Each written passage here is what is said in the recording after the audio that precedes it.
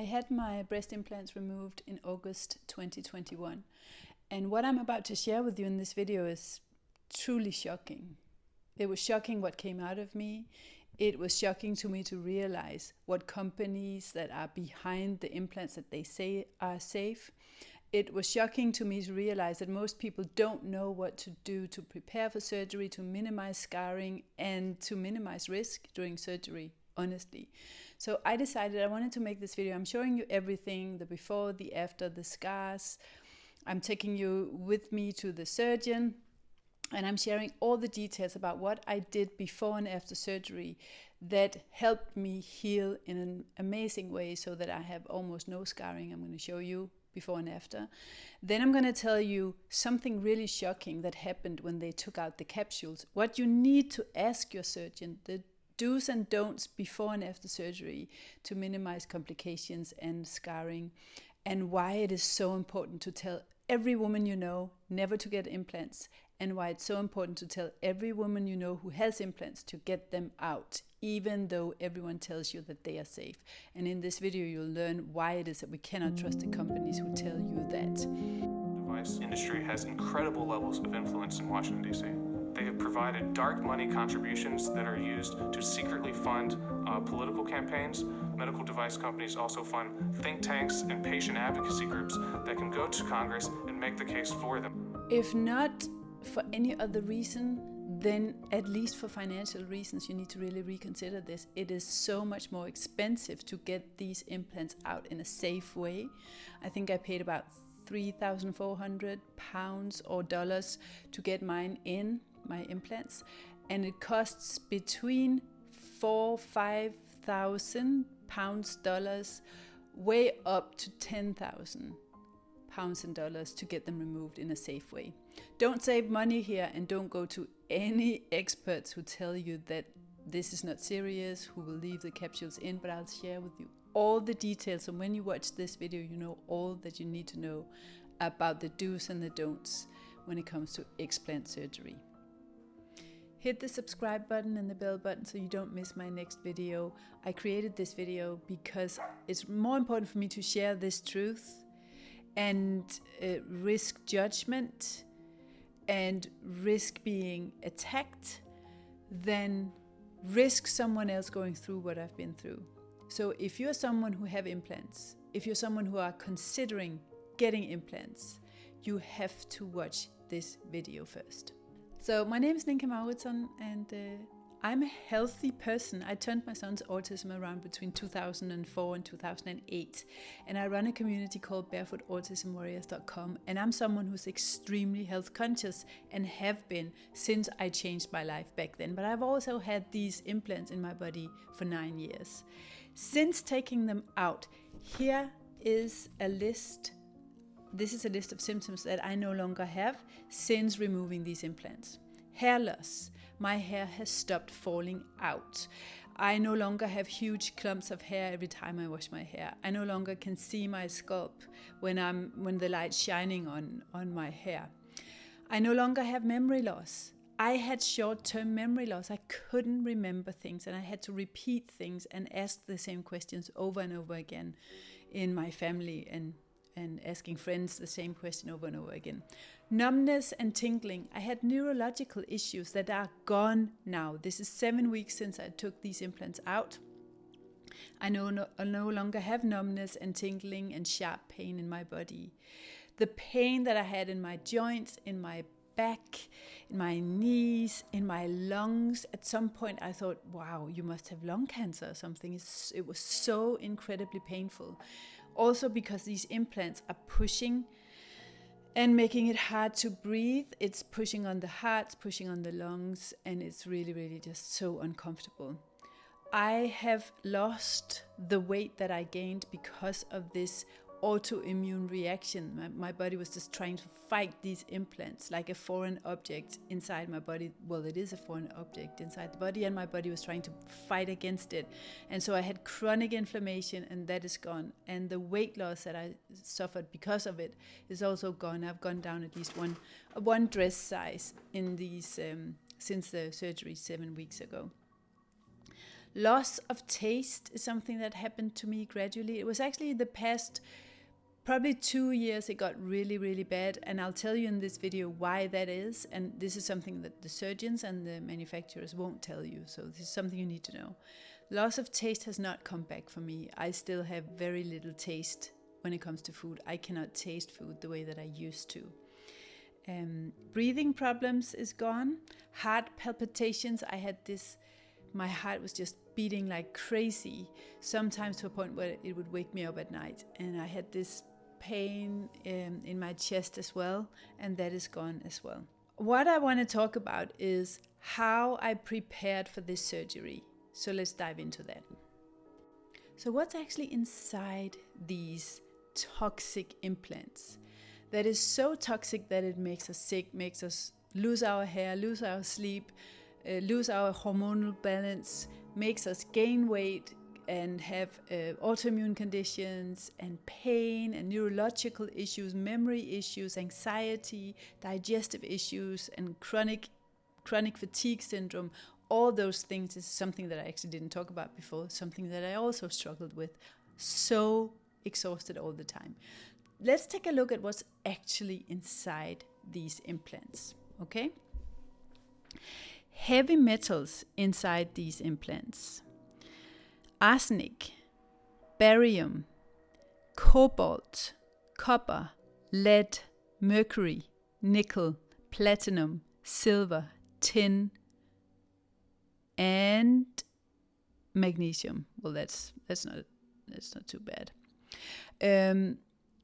Other toxins that are in these implants that will make anyone sick, which is something I did not know. I was never informed about this, and it is still not on the websites. No surgeons have told me this ever, because if they did, I wouldn't have gotten these implants. So what's in breast implants? Methyl ethyl ketone is a neurotoxin. Cyclohexazone, neurotoxin. Isopropyl alcohol, denatured alcohol, acetone, which is a neurotoxin, urethane, polyvinyl chloride, which is a neurotoxin, toluene, which is something that I've avoided big time, which is a carcinogenic, ethyl acetate, a neurotoxin, silicone, sodium fluoride, lead-based solder, talcum powder, which is a carcinogenic, methyl 2-cyanocrites, xylene, hexon, stearic acid, naphtha, which is a rubber solvent, phenol, which is a neurotoxin, benzene, which is a carcinogenic and a neurotoxin.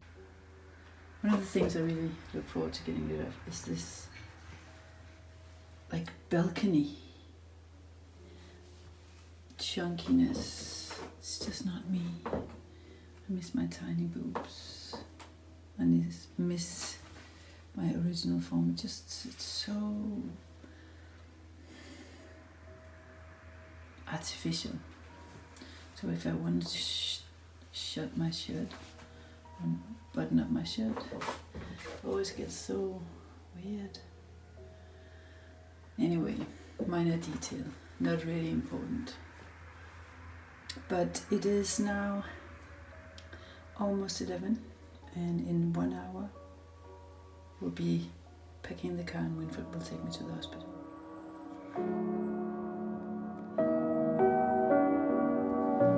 I think we're ready.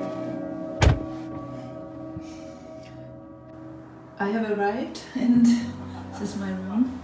It's actually okay. Yeah, I'm gonna put this on. These nice little underwear thingies. I'm gonna put those on too. Put this on. And then wait for the surgeon. Consents that you've already returned and I've seen. I'll sign that on today's date, 3/8/21.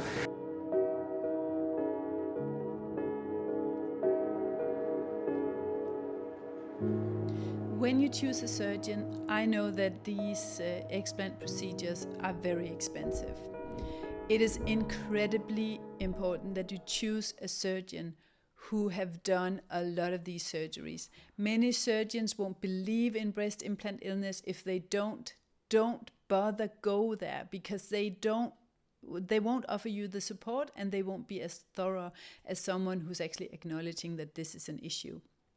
Second of all, you need a surgeon who is really experienced in performing the en bloc full capsulectomy, meaning when you have these implants, when they're put in place, the body creates a capsule around the implants to protect the body from the toxins that is leaking from these implants. Now, here's a shocking fact. These implants have not been tested the way that they say that they're supposed to. They have not been going through a long-term test phase to make sure that these implants are actually long-lasting. So some of the ingredients, like the silicone, has a shelf life of about 2 years to 3 years. And when they're inside the body will start to break them down, and the environment around the implants will start to break them down. So they will start to sweat and leak microparticles into the body. So the body the body is brilliant. So the body creates a protective capsule of scar tissue around the implants to protect you from harm from the implants. This, I believe, saved my life, and I'll get to that in a sec. The surgeon you choose, he has to be really experienced in reconstructive or breast surgery and in removing these implants in a full capsulectomy en bloc procedure. They will know what that means, ENBLOC. So you will need a picture of your implant with the full capsule around it before they remove it and send it off to pathology. You'll need a picture of the implant and the serial number so that you have proof that they've done it the right way. If they leave the capsule in, they will leave the toxins inside the body.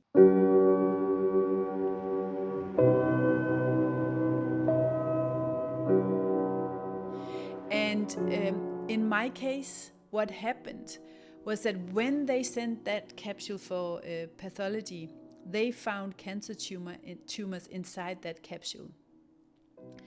And for a couple of days, I was completely heartbroken. I was regretting these implants so much. I was so ashamed that I had put my life in danger, that I might have destroyed my children's life out of vanity, because if I were to die from cancer because of these breasts, because I just knew that capsule had created that cancer. The pathologist told us afterwards that they didn't find any cancer around anywhere else. It didn't look like it had spread anywhere, so they said, it looks like we have taken everything out with that full capsulectomy surgery. Had I left those capsules in, I would still have cancer cells in my body, okay? I had to wait for a couple of weeks to go and get a thermography to make sure that there's nothing going on in the rest of my body that has signs of activity or cancerous cells that are something that I need to worry about. I'm going to continue to monitor that, and my recovery process has been affected by that cancer threat as well. But we'll get to what I ate before and after the surgery in order to prepare myself and in order to heal better. But the surgeon and the science and the manufacturers, they do not acknowledge that these capsules can cause disease. They only acknowledge one type of cancer, which is large cell lymphoma. But after I experienced this, I have talked to 3 other women who had exactly the same type of cancer within my own circle of friends. They had their implants removed. The same type of cancer was found in the capsule and removed in the surgery, and they've had no issues after that full capsulectomy. So they tell you all these stories, they gaslight you just like they gaslighted the women with the mesh who had their sex lives ruined, who had their bodies ruined, who couldn't take care of their kids, who couldn't work anymore.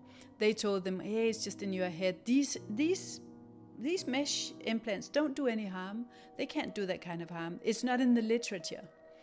And so we as women go through darkness and disease and trials and tribulations in order to wake up the industry and in order to warn other women that these implants are not safe.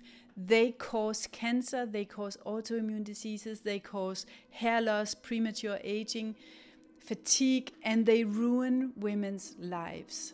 Out of vanity, we mutilate our bodies. And it's just horrible for me to think about.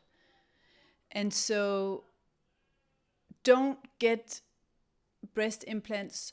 Don't trust Mentor implants. Don't trust Johnson & Johnson. And when you choose a surgeon, make sure that he can remove and has done a lot of surgery that is full capsulectomy, en bloc surgery. The surgeon that I chose was Guy Stern. And he's a plastic surgeon. At this time, he's taking out as many implants. Sometimes he's taking out more implants than he's putting in. He's an incredible surgeon, and I told him, I think you should choose only to take these capsules out because there's such a high demand for someone who only does that in Europe. In the US, there are plastic surgeons in Florida and in Chicago who only do this because ethically they just can't bring themselves to put in these implants that they then remove from women who are suffering tremendously from this. I'll put all the links to all the science and all the surgeons and all the supplements that I took and all the food I ate and didn't eat and all the gadgets that I used to prepare for surgery and to heal faster in the description below. But make sure that you choose a surgeon who does that full capsulectomy procedure, takes pictures of the capsules, saves them for you, and sends it off for pathology. Let me show you a picture of my breasts before surgery and after surgery. Here we go. So this is me when I had my implants. And I feel that as the years went by, I felt that they looked extremely artificial. I didn't like the way that they looked in a shirt. I loved them in the beginning. I loved having voluptuous, real boobs. And then they felt artificial. They felt over the top. I felt that I didn't like the way that when I talked to certain men, they would just look at my breasts. I didn't like the way they looked in shirts. And I didn't like this artificial feeling of having plastic bags inside my body. It felt out of alignment with who I am. It felt untrue. It felt disgusting. It felt fake. The way that I looked at it was that I needed my organic body back. I needed the body back that God created. I needed to be natural. I needed my freedom. I needed my small breasts back. I was just longing for those breasts. I didn't want a lift because a lift for me is more scarring, more surgery, more risk, longer surgery time, which increases the risk as well, and more pain afterwards. And I just wanted to leave my body alone. I had had enough mutilation for a lifetime, so I just wanted to get the implants out, and that was that. And I would live with whatever flatness or sagginess I would struggle with afterwards. So here's how my breasts looked after surgery the first week. And I am really, really happy with the result. They don't look as good at the moment, at the time of this recording. They look more beat up and they look more asymmetrical. One of the breasts still have the dent that was created when I had the implants, and another one of them has like a dent underneath the nipple where it's like the nipple kind of folds in, but I still just love the feeling, the naturalness. I love that they're so small. I really love that they are healthy, and they fit my body and my frame so much better. I feel so free, and I really, really love them. I'm so happy with them.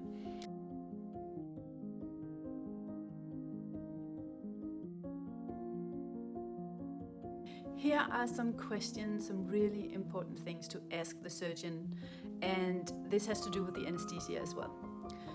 So to prepare and ask the right questions, you got to ask them whether they take pictures of the capsule intact and after they cut it up, and if they send it for pathology, they have to, and take pictures of the implants as well. Number 2, you got to make sure that they don't use laughing gas or nitrous oxide during surgery. The reason is that laughing gas is actually a really, really dangerous and unnecessary anesthetic. It's something people use to calm you down or to make you more relaxed, but it is also linked to possible increased level of risk during surgery. It completely depletes the body from B12, and if you already are B12 deficient, it can cause B12 levels to drop to a dangerously low level, which increases the risk for brain complications, for surgery complications. And it's also really important to have B12 present in the body when you have to detox all these horrific narcotics that you get during surgery. So you need B12 to detoxify the breast implant toxins, but you also need B12 in order to detoxify the anesthetic. So that's a really bad idea. So you got to make sure it's in writing, and you got to make sure that when you come in for surgery that it's in your papers that you don't want nitrous oxide, laughing gas, and they have to guarantee you that they don't give that to you. So that's something to ask them. Also ask them whether they use talc or not, because that has been linked to carcinogenic effects. So ask for a talc-free surgery as well. And now let's dive into how you prepare the body months before surgery, on the day of surgery, and afterwards.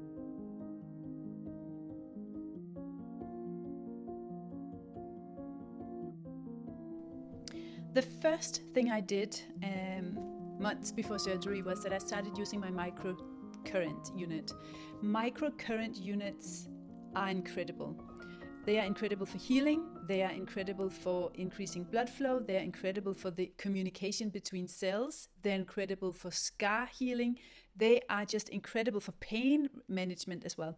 So using this before surgery has also proven to be extremely crucial for my recovery time. I can see that my recovery time and my lack of pain and the way that I healed so quickly compared to the people I know who have been doing the same type of surgery without this unit, they're not recovering nearly as fast.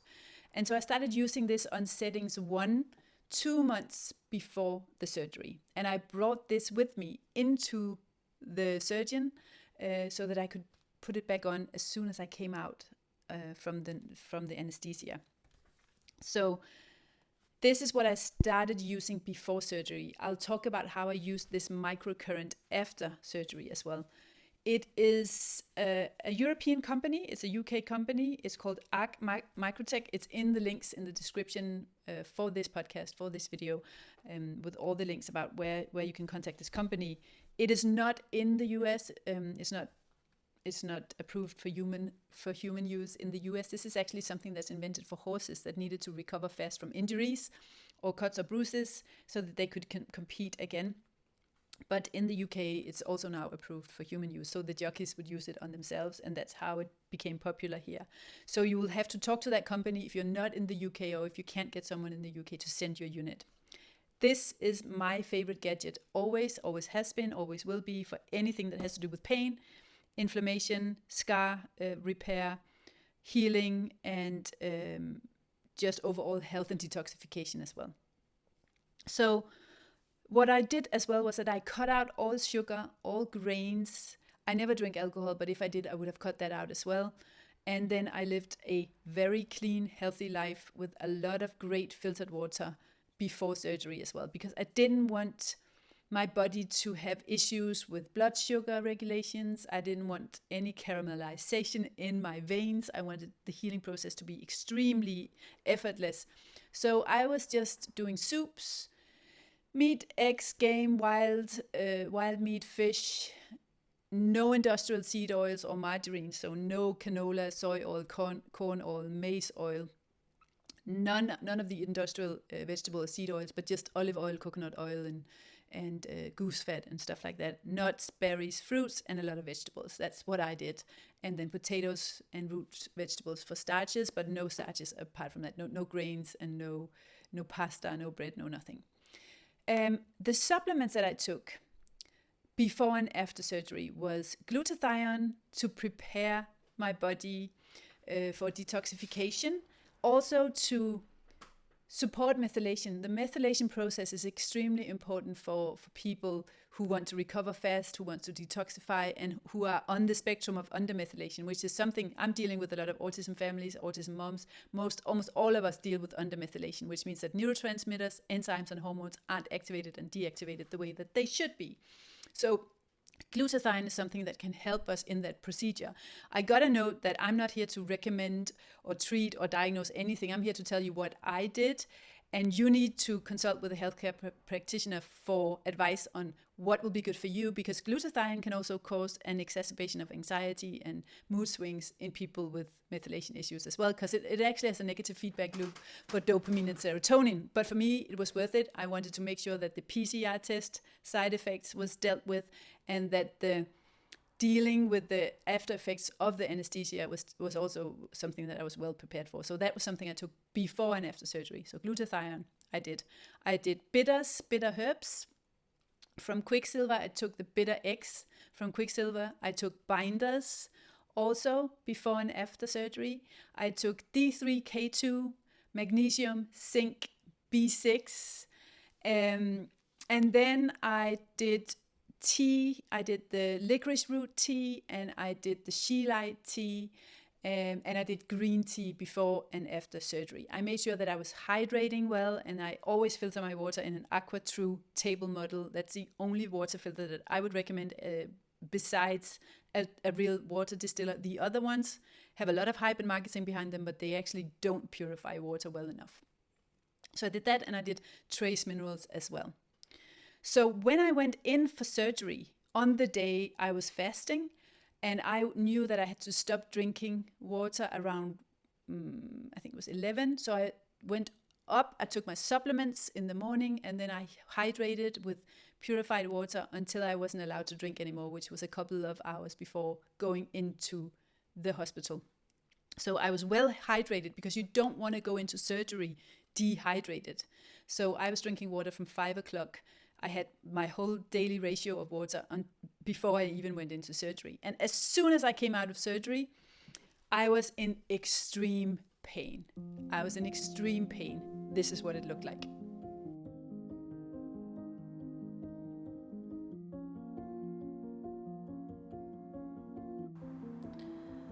Okay, it's over. It's done. I am in recovery, so being monitored. I'm not gonna say much because I can hardly speak, but I'm alive. So the amazing surgeon's just been here, Mr. Guy Stern. He's just amazing, such a kind man, such bedside manners. He showed me the pictures of the capsules around the implants. They looked perfect, and then he showed them cut off. You always need to get pictures of the capsules intact around the implant and then cut off, because if you don't have pictures of that, you won't know whether they've actually gotten everything out. But they look great, and no rupture or anything, and I got the serial number for the implants. Unfortunately, these implants were textured. I'll show you the pictures here.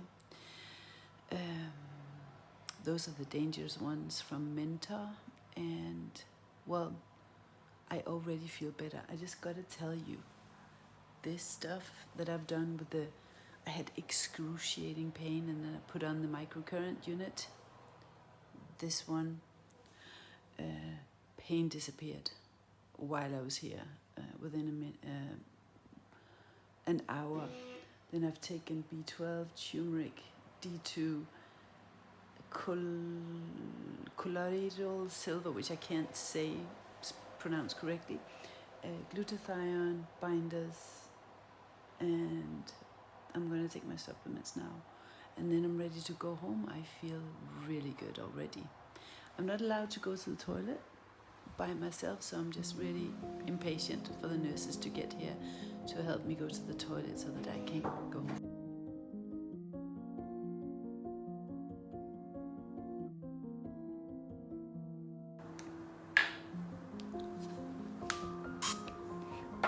B12 is really important after the toxic effect of the anesthesia. Got some colloidal silver, got a binder that I don't know how to get into my water, but I'll figure it out. I'm already feeling better. Yay. Some turmeric.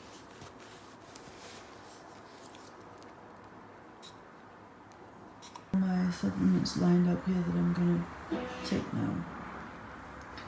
I've got my binder, I've got my vitamin D, I've got all my zinc and magnesium and stuff that I do. I'll explain more about that, I just can't speak now. Some turmeric, yeah, I'm gonna take those now. The microcurrent already is helping me with the pain, by the way. They put on this massage thing to prevent blood clots. Hard to speak. And I drank about a liter of water. And I put on my microcurrent on settings 1, which looks like this.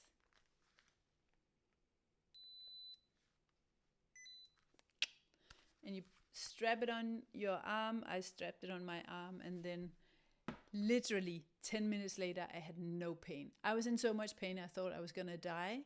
And within 10 to 15 minutes, the pain was gone. I had all my supplements. I had tea. I had all my, I had my glutathione. I had my binders afterwards. And I was actually fine. So I went into surgery at, I think it was 1 o'clock. I came out around 3. And I went home the same evening at 8 o'clock. I was picked up and I went back home to my house. And then the healing began.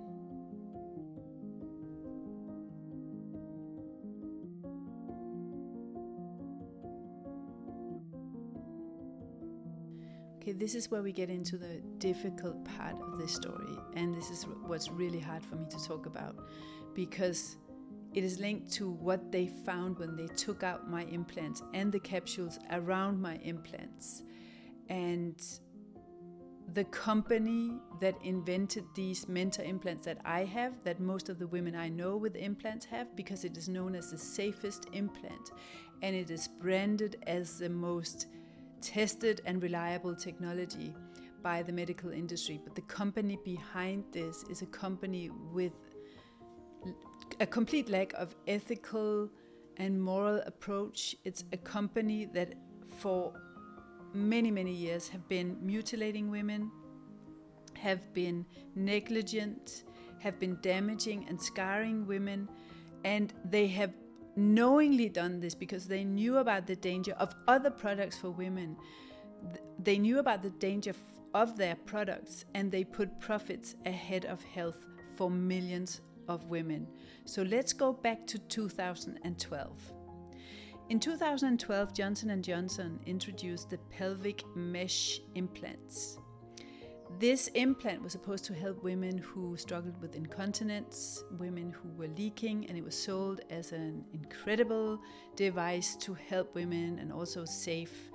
And the problem with this mesh was that when you installed it into the body, it would melt into the tissue and form scarring around this mesh, which was some form of plastic, some form of artificial mesh. And what happened on a cellular level and on a tissue level was that it's almost like when you get gum stuck in the hair.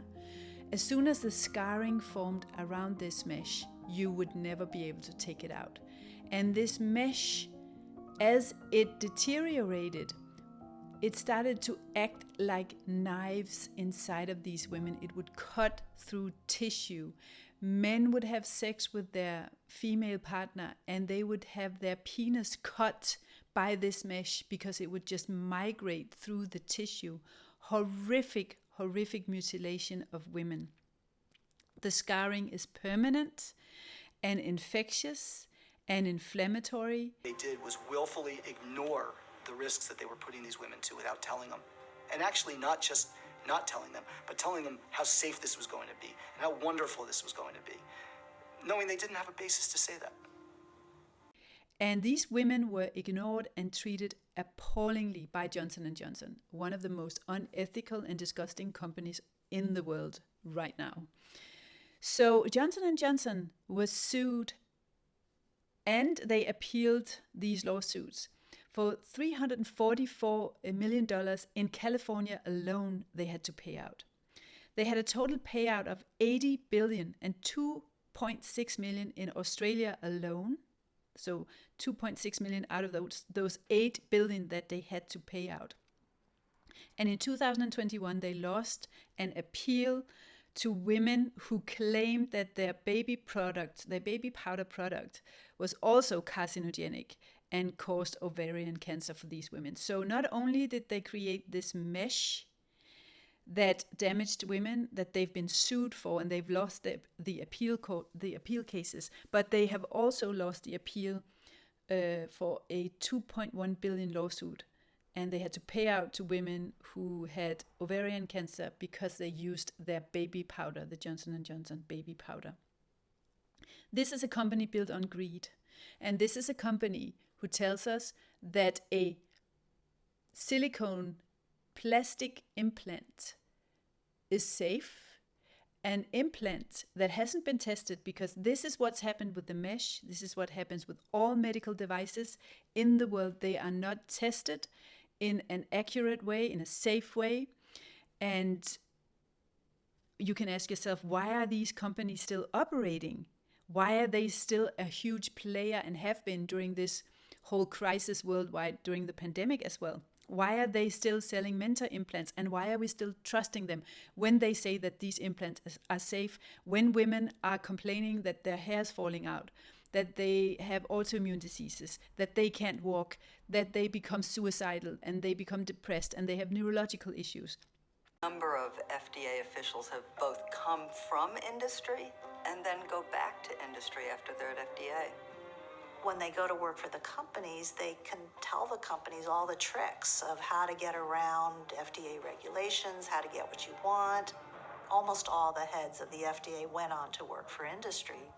The reason why they're still operating is that the medical device industry is the most powerful industry in the world, possibly. The medical device industry is a $300 billion a year industry. This is big business. It's kind of a parallel to the drug industry, and it isn't nearly as well understood. People think pharma's got power. No. The device industry has much more power than pharma. It is much more powerful and much less regulated than the medical drug industry. They interfere in Washington through lobbyism, and FDA officials, FDA is the control agent, the control mechanism that's supposed to protect us against these big players. The medical device industry has incredible levels of influence in Washington, D.C. They have provided dark money contributions that are used to secretly fund political campaigns. Medical device companies also fund think tanks and patient advocacy groups that can go to Congress and make the case for them.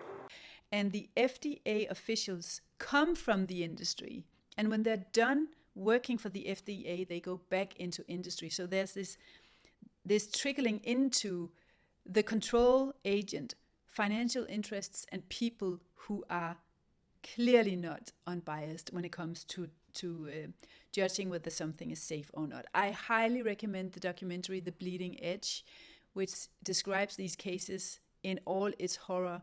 And I want you to use that documentary to understand that the implants have not been tested either. The implants are not safe either. And the company behind it is not trustworthy at all.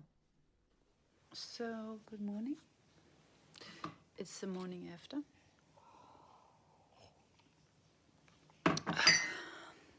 and I'm feeling great. I have zero pain. I haven't taken one painkiller since surgery. I've just done the supplements and the microcurrent. Still wearing that. It took me 1 week to feel great, and then after 1 week I started doing way too much and I went back to just recovery. Think about spending about 2 weeks in full recovery. You're not allowed to exercise or anything or walk the dog or anything for the first 3 weeks, and you're not allowed to do any exercises until after 6 weeks. But I was using my microcurrent all day, every day. I was doing soups and no grains, no sugar, no alcohol, no nothing, no toxins, just keto and a lot of vegetables. I did do starches and fruit as well. My supplements, my teas, and then I would, after about probably 2 weeks, I would start to put arnica around my breasts. So the arnica that I used was from Neil's Yard. You can get arnica in any health food store, so just an arnica gel or an arnica salve. I used that, and I drank a lot of water, and I was just healing. And actually for me it was really nice to have 6 weeks where I didn't have to do anything but heal and be in my garden. And I made sure that I moved around by walking around so that I didn't get blood clots. I did take a supplement that I'm going to show you here in this next video. This is a supplement that I was told clears the body from the debris and the tissue and the gunk that can get stuck in the system, which can increase the risk of blood clots. So I did that. I did the pressure socks, and I did this supplement that you can also buy, I think, online. And I'm still taking that now, and I probably will continue. So this one, lumbrokinase, it supports cardiovascular health, and it also removes debris from the body, and that's really good to prevent, in order to prevent blood clots. Another really important thing is to make sure that the B12 levels are adequate before surgery and after surgery. So I took these before surgery for months and straight after surgery, and I'm still taking them. Just make sure, hello. Just make sure that you take a B12 that is a combination of all different forms of B12, and some people have mood swings and depression and anxiety from B12, so you gotta be really careful. It's not benign. I am doing an anti-cancer diet, and I'm probably going to continue to do that for the rest of my life, because it was a shock to see how damaged my body and my immune system was from having implants. So when I went for the thermography, the doctors told me that my immune system was on constant alert and had been for a long time, and I want to stop that. So I'm not doing any grains, I'm not doing any, so this is what I'm doing, to eat a diet that is anti-cancerous. This is just for me, this is no treatment, and you have to talk to your own medical professionals about this. I follow the advice from the Truth About Cancer and from my personal autism practitioner. I'm not going to mention any names because this is not something that is common knowledge, and it's not something that you are allowed to say publicly either. But I don't do any glutamates because they have they have been rumored to increase the risk of cancer. I don't do any glutamates. There's a food list for glutamates below this video in the description or in my blog at barefootautismwarriors.com. When you find this podcast episode, there I don't do much greens because I'm undermethylated, so that folic acid and folate and high folate vegetables in huge amounts has the same effect. It can actually increase cancer and make cancer cells grow. I'm linking to a video about this where I talk about this with Dr. Albert Mentor, who's an expert in it. So please take a look at that video. If you haven't watched that, you must go and see that as well. Go and check that out. I limit methionine, which means that I'm not eating a huge amount of meat, because methionine is also cancer inducing. And then sugar, of course, is feeding cancer cells. So I'm staying completely off artificial sugars and sugar, and I'm only eating fruits, and then I'm eating monk fruit and stevia if I want something sweet or if I want to bake something. And I'm using nuts instead of flour when I'm baking. So that's what I'm doing, and then I'm drinking clean water. And for me, I really want to just end this video by telling you why this is important and what it has meant for my life and my health and my approach to life, and how it's changed my life to remove these implants, and how it's been a literal rebirth for me.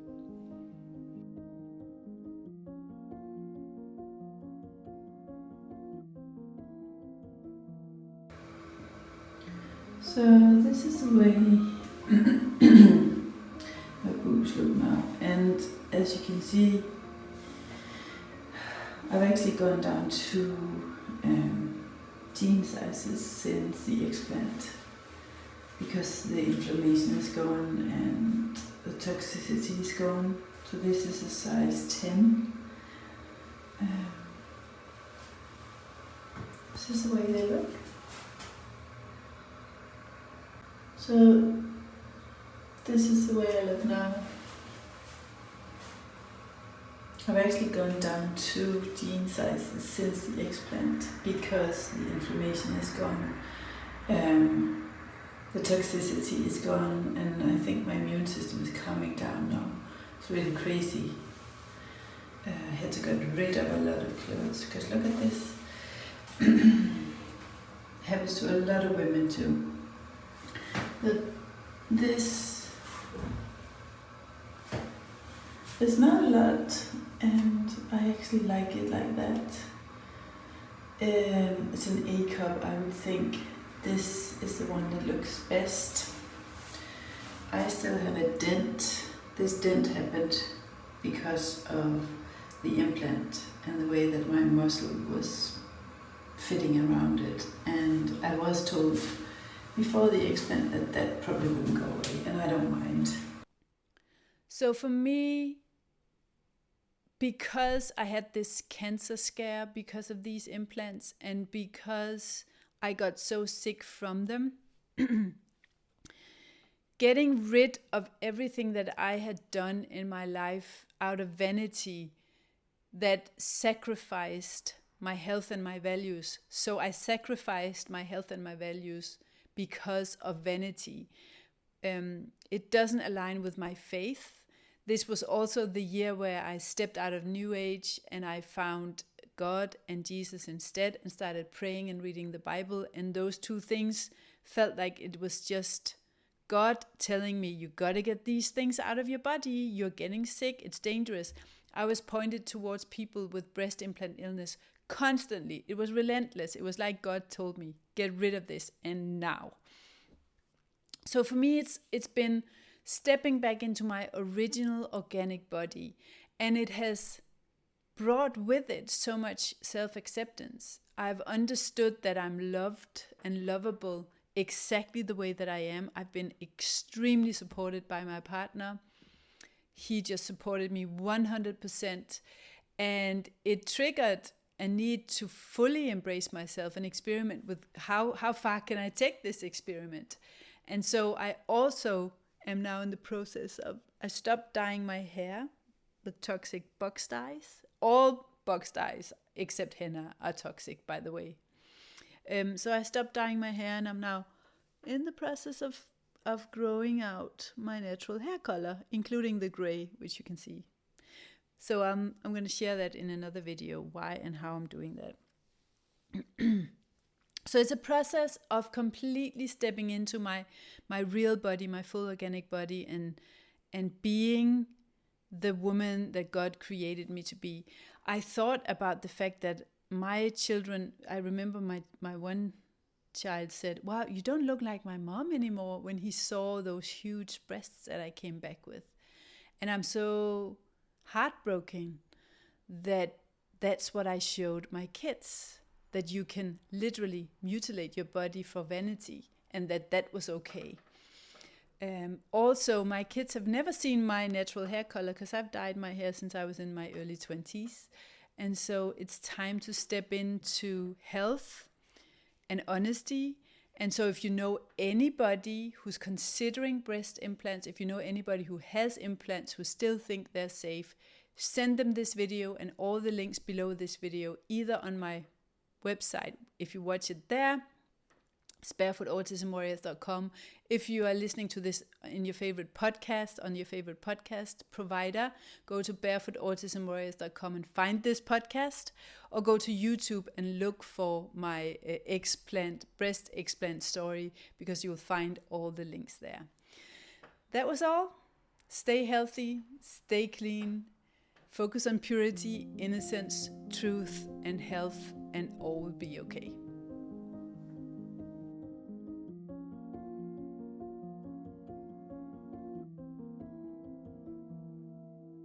So, all right, my beautiful friends, let's wrap this up with the list of the don'ts and the do's when it comes to breast explant surgery. So, the don'ts, let's just start with the implants. Don't get implants. If you haven't got them, live with the beautiful natural body that you have. First of all, they're not safe. The companies behind them are not ethical, and they're known to harm women and children, and do anything they can to choose profit over the health of women. So it's so naive of us that we trust these companies and the FDA to make sure that this is safe for us, and we trust them, even though they have repeatedly proven to us that we cannot trust them, that they choose profit over health, and that the control mechanism, the body of control, is completely messed up and infiltrated by industry. Number 2, do not ever explant without, I've got my list here, so I'm reading to you. Don't ever do an explant with an inexperienced surgeon. He or she has to have a lot of experience and do loads of these explant surgeries every month, because it's a complicated surgery. You're operating close to the heart and the lungs, and it requires skills to do that, which is why you will hear a lot of surgeons say, oh, you don't need to leave the capsules in, because they're not skilled enough to do it. And so they'll just leave the capsules in. And that is such a bad idea. We'll get to that in a sec. So choose an experienced surgeon, preferably someone who's doing mainly this and not much else. The surgeon that I chose was Guy Stern in Birmingham, and he's doing these almost every day. He's doing as many explant surgeries as he's putting implants in at the moment. Some days it's even more. Don't leave the capsules in. Don't trust any surgeon who tell you that you don't have to remove the capsules, because the capsules is where the toxins are located.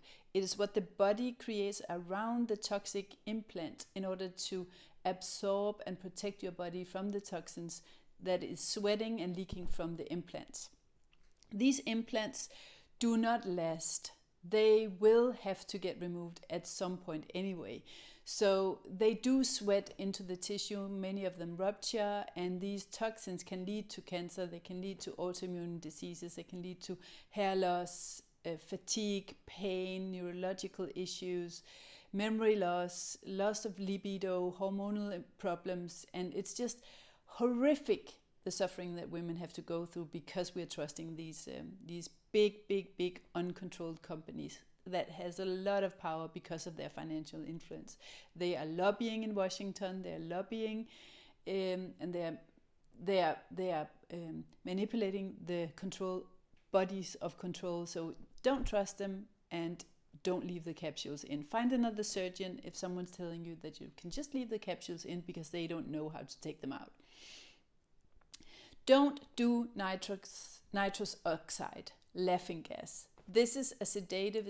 It's an anesthetic that's used in combination with other drugs during surgery still, even though it's a high risk approach. You can Google it, so please do research how dangerous nitrous oxide and laughing gas is.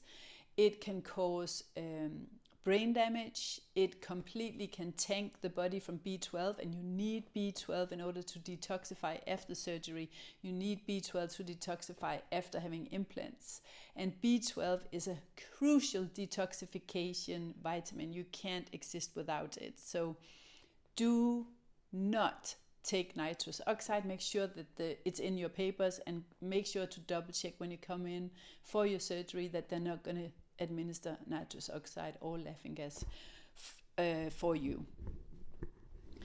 Don't do a lift. This is just my opinion. You know, I think our bodies have been through enough mutilation, enough scarring. Every time you cut, you risk losing sensitivity, you risk losing your sex life, you risk dead tissue necrosis, and it also makes the surgery longer. So it takes longer if you have to have a lift as well. So think about whether you're willing to risk more in order to look better.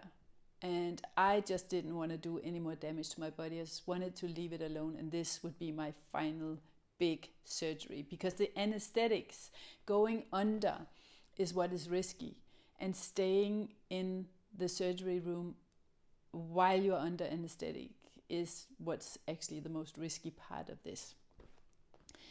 Fat grafting, don't even go there. There are so many horror stories in the breast implant illness community about women who's had fat grafting and it turned out horrifically. There are so many risks, so don't take any more risks for volume in your chest. Please, please just don't do it. There's a lot of toxins stored in the fat tissue. This is how the body stores toxins in the first place. So removing it from one place and putting it into your sensitive, beautiful breasts where it doesn't belong is a high risk strategy, and it's a really, really high risk procedure as well. So I wouldn't even go there. Don't do any vegan or medical medium diets before or after surgery. The reason is that your body needs complete amino acid chains. It needs a really great source of bioavailable protein from either fish, game, wild chicken or meat in order to fully be able to detoxify, in order to fully heal and repair cells. So I would never go into surgery on a vegan diet. And I have linked to videos below about the dangers of vegan diets in general, especially for women in the autism community, autism mamas, where we have a lot of undermethylation going on. This is for anyone who's got mood swings, depression, OCD, eating disorders, rigidity, and ADHD or autism in the family. You've got to be really careful with vegan diets. So I suggest, instead of that, the do's. So actually as well, don't smoke and drink, okay? Don't do industrial seed oils or margarine or any of these stupid diets that we do in order to lose weight. You'll probably lose weight. I went down 2 gene sizes after my explant surgery because my immune system no longer is constantly on alert. I don't have water retention anymore. Weight gain is a massive common side effect of having implants and hormonal disruption. So just give up on the toxic food. So the do's: do eat a real excellent healthy diet many months before surgery and certainly after surgery. I do that all the time, every day anyway now, but gluten-free, sugar-free, dairy-free and industrial seed oil-free diets are highly recommendable. When I say industrial seed oils, I'm talking about canola oil, soy oil, corn oil, all these oils that you can find in plastic bottles or margarines. They're toxic, they're inflammatory, they are so damaging for the body and the healing process in general. They're super carcinogenic, and I just wouldn't touch them at all. It's much more unhealthy actually than drinking alcohol. Do invest in a microcurrent therapy unit. The best is from Arc Equine, so the Arc Microtech technology. I would not have survived without it. It literally took my pain within 15 minutes after surgery. It sped up my healing and recovery process. It minimized the scarring, and the inflammation and the pain. And I just loved this unit. I have no financial ties with any of the things that I'm recommending, by the way. But this company is extremely well documented when it comes to how it heals scarring, how it heals inflammation, how it deals with pain, how it deals with tissue and cellular repair. It's a company that's invented these microcurrent units for horses who needed to get ready for competition when they had injuries. And so this machine has been tested many years, but it's only proven or approved for human use in the UK, I think. So you got to contact the family behind this company to understand how you can get a hold on it in your country. And the links are below in my podcast as well. Do make sure that your B12 levels, your D3 and K2 levels are super optimal before you go into surgery. You don't want to get into surgery in a B12 deficient state or in a D3, K2 deficient state. I always take it anyway, but make sure you find a good source of B12 that doesn't just have one synthetic form of B12, but preferably the 3 different ones. And I also take B6, magnesium, glutathione I take for the methylation process to support methylation and detoxification. And then I take binders 15 minutes after my glutathione to bind and excrete the heavy metals and the toxins. So I use either active charcoal or binders from Quicksilver Scientific, but charcoal is really good and clays are really good as well, so you can research what binders you prefer.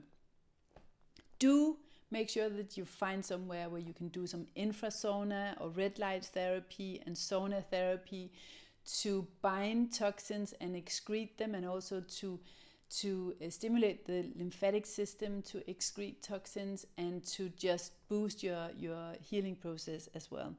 Make sure you eat well and healthy and rest. So when I say eat well, I mean organic, meat, fish, eggs, game, chicken, loads of vegetables, cooked and cooled vegetables, salads, and boiled vegetables, and damp, braised vegetables, and you can oven bake vegetables as well.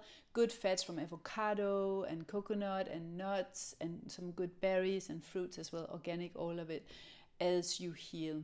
Take care of yourself and make sure that this marks a new beginning for you of really respecting and honoring your body, of stepping into your full organic, healthy, natural shape. And don't let anybody pressure you or push you into doing anything that is harming the body, that is mutilating the body, that is destroying your body in the name of vanity and looks. Let's wise up here. Let's get more deep and conscious about this. And I really hope you'll spread the word about these extremely dangerous implants and the many things we need to know before we choose a surgeon and get into surgery, because I haven't seen a lot of people talk about this. They all describe the story behind the explant, but not actually how much preparation you need and how much help you need before and after surgery to get your body back to a healthy state. So more power to the organic body. Let's accept ourselves the way that God created us. Until next time.